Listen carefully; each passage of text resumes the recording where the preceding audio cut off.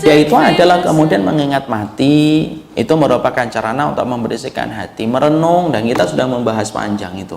Mengingat mati bukan perkara anjuran, tapi mengingat mati merupakan bagian dari ibadah. Semakin banyak waktu yang kita berikan untuk mengingat mati, sebanyak itu pula kita akan mendapatkan pahala.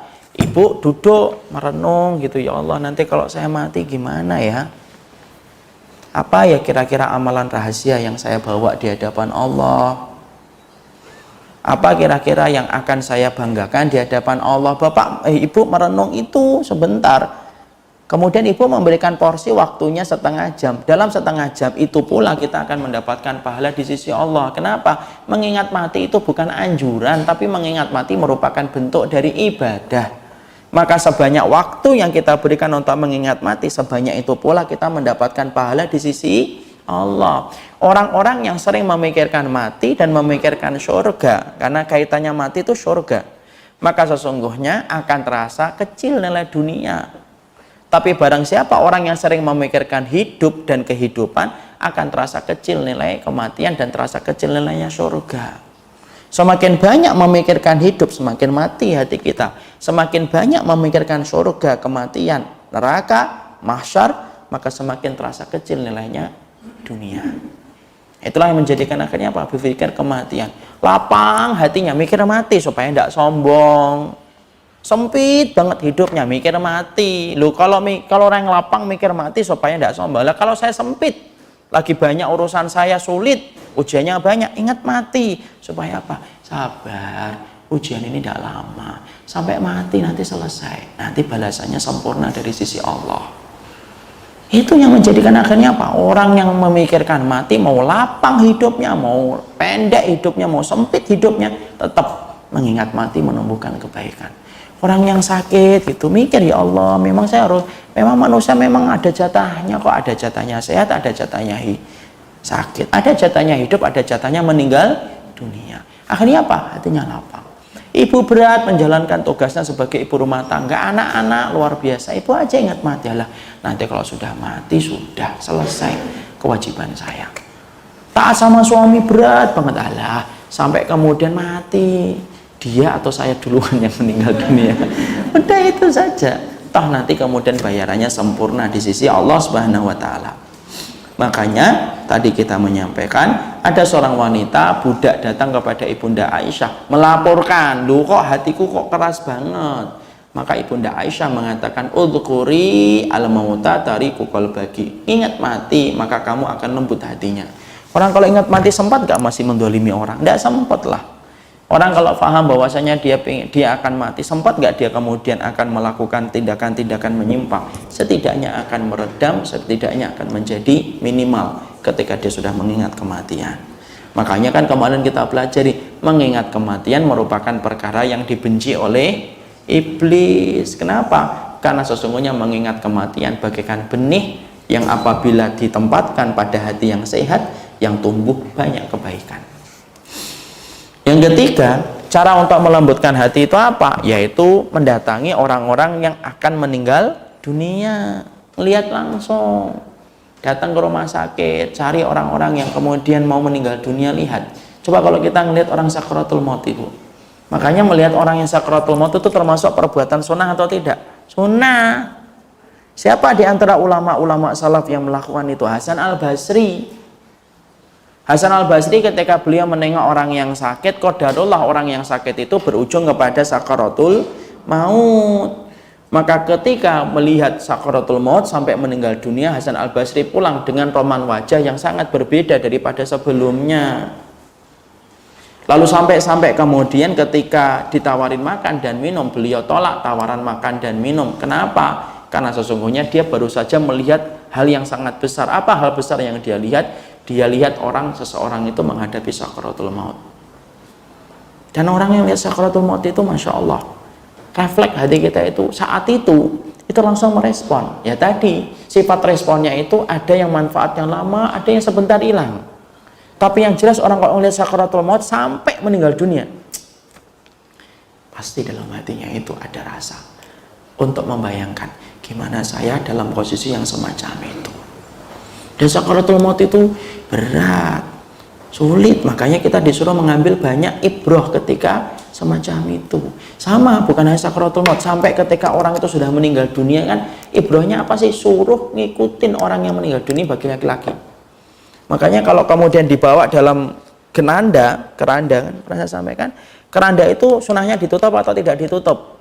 Tidak ditutup, walaupun kalau ditutup tidak salah. Kenapa sunahnya itu dibuka saja, tidak usah dikasih kain itu? Karena sesungguhnya supaya menghadirkan bayangan kematian bagi orang yang ngikutin. Makanya kalau ngikutin mayit, ini bagi laki-laki yang ngikutin mayit, dikir aja tidak disarankan. Ngapain Ustaz? Diem, lihat aja orang itu ketika mati. Kenapa? Fungsinya untuk memberikan efek kematian supaya timbul rasa takut. Kalau kelihatan kan kain kafannya kelihatan. Beda nggak kemudian kalau dibuka terbuka itu? Beda Ibu. Di Arab Saudi itu ditutup atau terbuka? Terbuka ya. Saya tidak tahu kenapa kok di Indonesia ditutup, saya belum tahu. Tapi apakah itu salah? Ya tidak salah.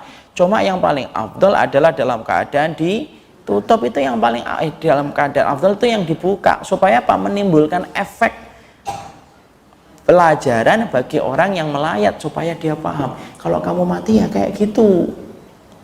Ya. Jadi kalau nggak ditutup nggak apa-apa. Kalau ada keluarga kita yang ngomong kasihan Ustadz, panasan gitu. Itu antum.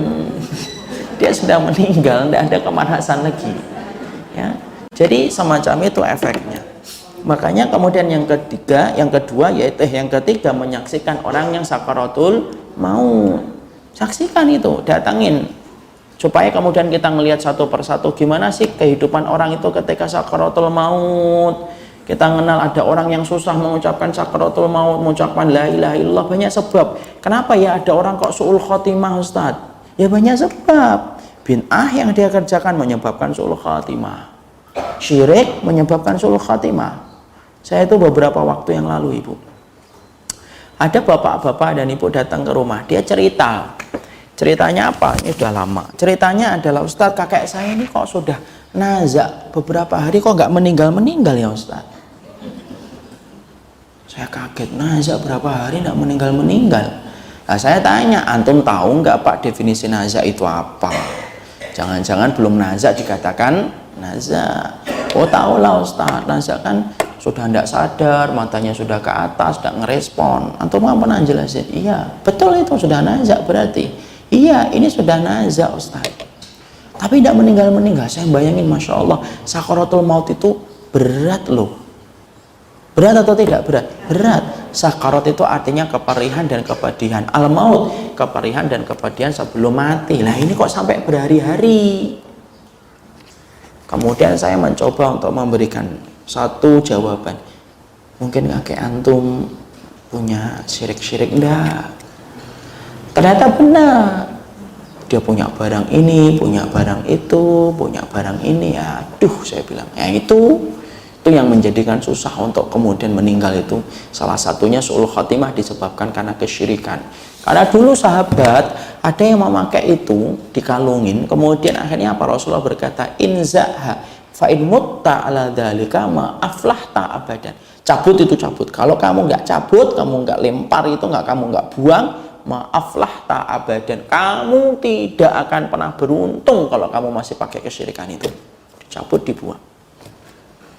Kemudian akhirnya saya sudah Pak, ini coba tolong beliau ini telepon, beliau mungkin bisa bantu Bapak. Akhirnya apa? Beberapa waktu kemudian saya ketemu lagi dengan Ustadz itu. Saya tahu akhirnya sudah meninggal. Kemudian saya ngobrol, gimana Ustadz kemarin? Wah, barang-barang syiriknya banyak Ustadz. Ada keris lah, ada inilah, ada itulah. Akhirnya kita hancurkan. Baru setelah hancur itu, ya mungkin akhirnya dipermudah. Walaupun akhirnya apa? Tidak bisa satu patah pun mengucapkan kalimat Allah. Nah di situ kita paham, Masya Allah. Kalimat syirik atau syirik itu tidak ada harga tawar, Ibu. Kalau fikih masih ada putih, hitam, abu-abu. Fikih. Karena apa? Khilafnya banyak. Tapi kalau syirik ya tidak ada khilaf lah, hitam atau putih, iman atau syirik. Dan salah satu perkara yang kita khawatirkan menimpa kepada kita kalau kita tidak menjaga diri dari kesyirikan itu apa? Allah timpakan su'ul khatimah kepada orang yang masih membawa kesyirikan sampai mati. Kenapa? Nabi yang sudah bersabda, fa'in mutta ala dzalika ma aflahta abadan. Loh, kalau kamu sampai mati dengan pakai itu, kamu tidak akan pernah beruntung selama-lamanya. Nah, itulah maka kita mendatangi orang yang akan meninggal dunia, sakaratul maut, melihat itu merupakan perkara untuk melembutkan hati, dan itu bagian sunnah. Makanya harus dikuatkan. Kalau kata orang Jawa, harus ditata hatinya. Ditata sudah, lihat sekalian untuk menumbuhkan kebaikan itu, supaya hati kita menjadi hati yang merespon setiap nasihat. Caranya dipaksa untuk melihat itu, tidak tega Ustaz, emang saya nggak kuat, tidak apa-apa, dikuat-kuatin melihat itu sesekali, supaya kita ngerasain betul gimana itu. Makanya Masya Allah, itu merupakan salah satu yang disampaikan oleh Imam Qurtubi. Kemudian yang keempat, nah dibuka halaman 31. Pada halaman 31, menziarahi kubur itu akan memberikan apa yang tidak bisa diberikan poin yang pertama, poin yang kedua, dan poin yang ketiga. Ya, maka Imam Qurtubi mengatakan poin yang pertama tadi apa? Mendatangi ilmu. Orang yang mendatangi ilmu berarti hanya dirasakan oleh telinga. Kemudian yang kedua apa? Mengingat mati langsung ke hati. Kemudian yang ketiga, menyaksikan orang yang meninggal itu dengan mata. Tapi semuanya itu akan bisa terwakili ketika orang datang ke kuburan, langsung hidup di kuburan, langsung tinggal di kuburan. Di situ kemudian dia betul-betul akan merasakan betul.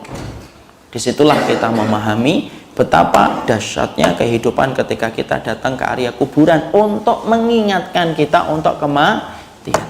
Jadi bolehkah kita datang kepada area kuburan? Boleh nggak kita datang ke area kuburan tanpa kita punya keluarga di kuburan itu? Boleh. Karena apa? Ziarah kubur itu tidak selalu bahwasanya ada keluarga yang meninggal dikuburkan di situ. Saya pengen mengingat mati kok. Dan mengingat mati itu ya yang dilakukan Nabi pernah itu kapan? Nah, siang atau malam? Yang dicari Aisyah itu loh. Malam. Yang dicari Aisyah itu malam kan? Makanya ibu kalau datang kuburan itu malam. Ya, tes mental, berani enggak?